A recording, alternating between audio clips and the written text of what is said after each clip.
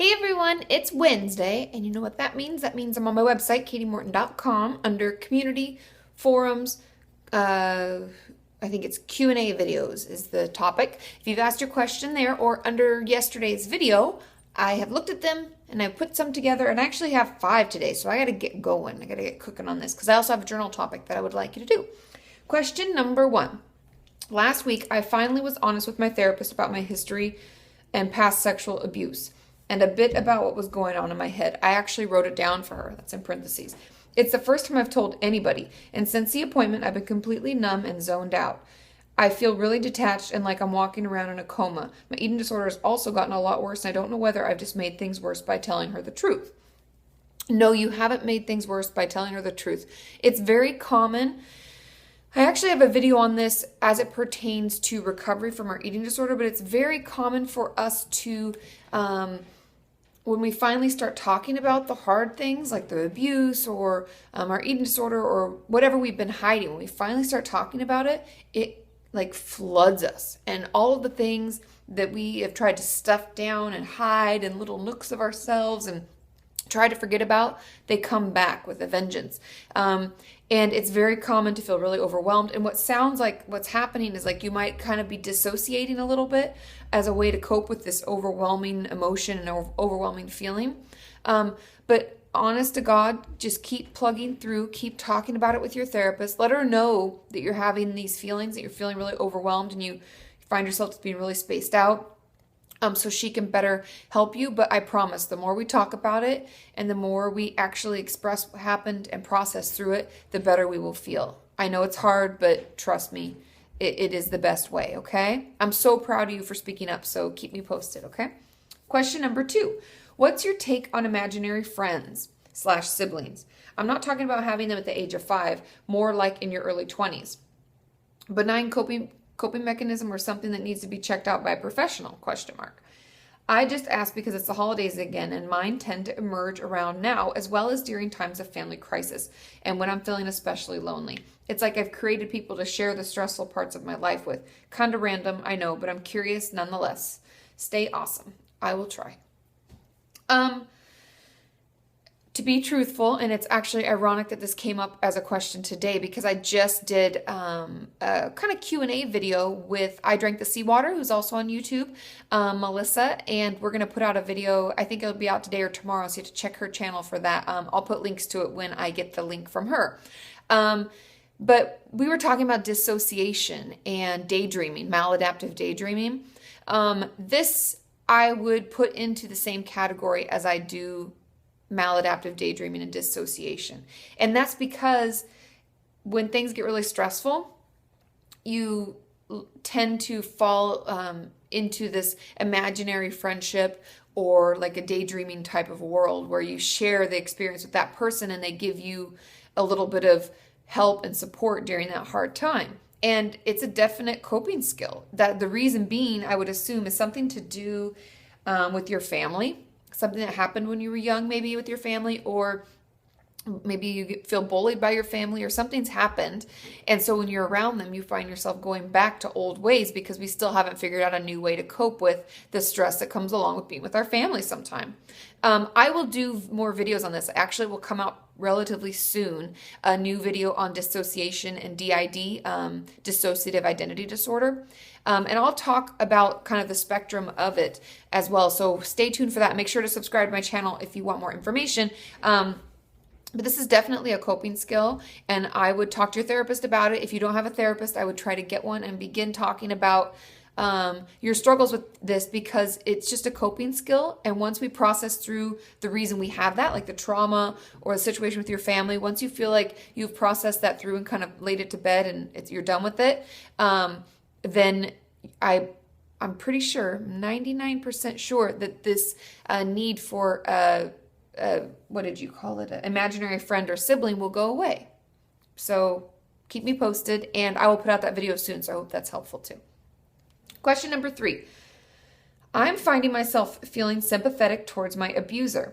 I know what he did was wrong, but I find myself feeling that I somehow must have caused it. I can't seem to put the blame on him, and now I feel guilty for ever speaking up about what he did. What can I do to change and make my sympathetic... What can I do to I guess just to make my sympathetic feelings go away. That was might have copy and pasted that weird.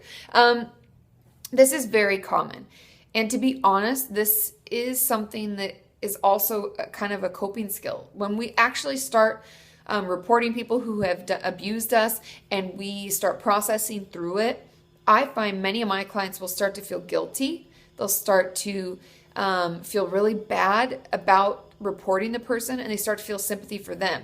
Oftentimes, many people who are abusers have been abused themselves, and we can find that stuff out often when we're reporting. We're going through this process, especially if it's someone we know, and stuff comes out, well, they were abused by their uncle, and we find that out, and then we feel bad for them. And it's all part of the process. Trust me, this will go away. Not this will go away and turn into you hating them. The sympathy that you feel, and kind of, it almost sounds more like guilt, will go away.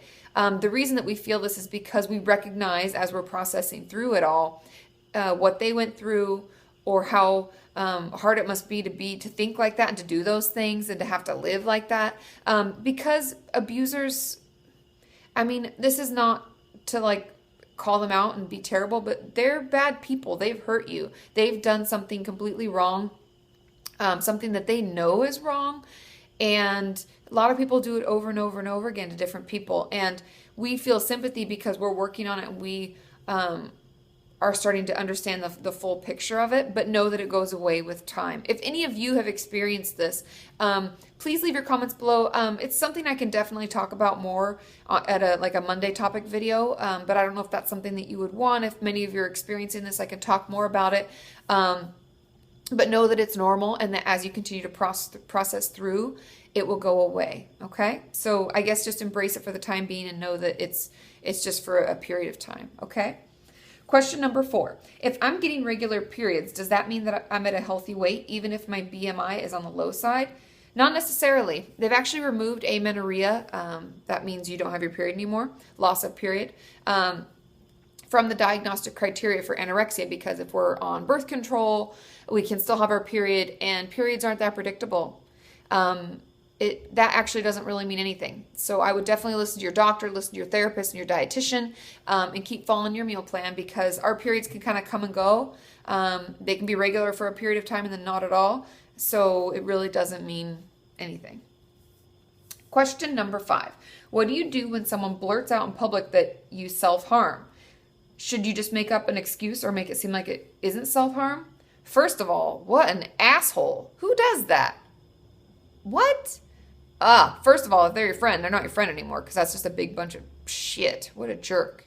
When I read this, I was like, what? WTF. But, so, first of all, I'd be frustrated. And this is just speaking from this is even therapy advice. This is like Katie advice.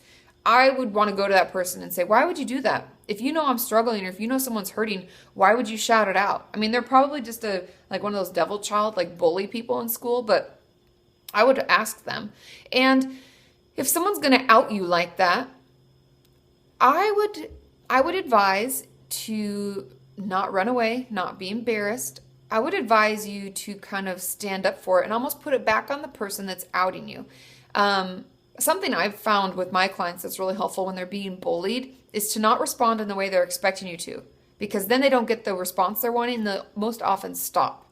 Now, I know we're playing kind of like a mental trick on them, but they're jerks, right? Ugh. So I would say something like, I was trying to think about this before I started recording, like, what would I say if this was me and someone said it to me and they did this? I would say something like, let's say this person's name is Sue, because that's a short name and it's easy to say. I would say something to the effect of, Sue, I don't know what you think you're trying to do here, but my personal life and the things that I'm struggling with and working on is none of your concern. And if you have something that you'd like to share about something you're going through and struggling with, then we're all open to hearing it.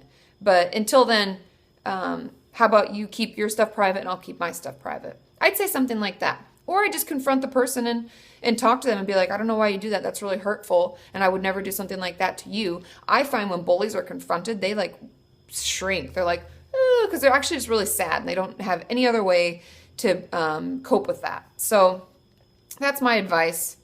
I don't know if it's the best. I struggle with this stuff because I'm really feisty and I tend to be like, I want to just scream at people, punch them in the face. So if you have better advice on this, can you leave your comments below? But definitely don't respond in the way they want you to, or that they're expecting you to. I find that to be the best. Okay, journal topic. This is a great idea from Alicia. I'm never sure how to, because I just read them on my own in my computer and I never hear it said out loud. But thank you, Alicia. I'm going to go with my first instinct on how you say that.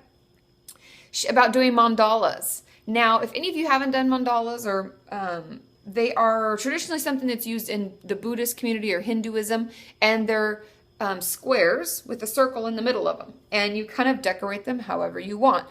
We used to just have papers with a circle on it, and you could fill it in, and this can be really great. Now, it's just kind of an expression of yourself. Like before, when I had you do the personal symbol, this is kind of the same thing, and she did one on her blog about what happiness looks like to me.